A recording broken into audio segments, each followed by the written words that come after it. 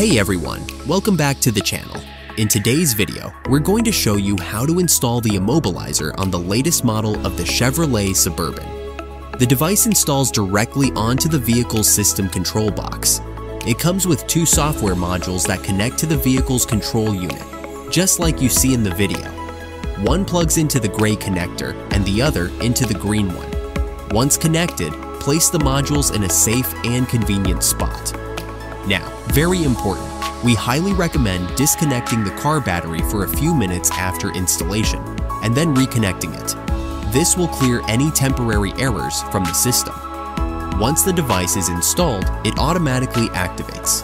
You can deactivate and activate again by pulling the high beam lever 4 times. When the device is activated, the vehicle cannot be started unless it is deactivated first.